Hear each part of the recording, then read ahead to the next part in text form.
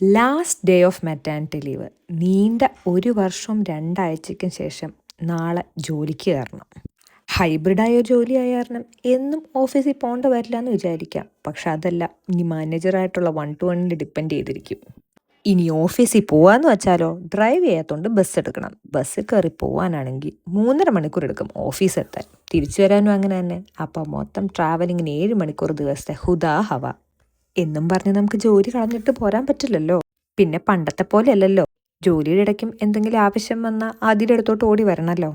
വേറൊരു ടെൻഷൻ, ഈ 1 കൊല്ലം കൊണ്ട് ഞാൻ വർക്ക് ചെയ്യുന്ന ഇൻഡസ്ട്രിയിൽ വന്ന മാറ്റങ്ങളാണ്.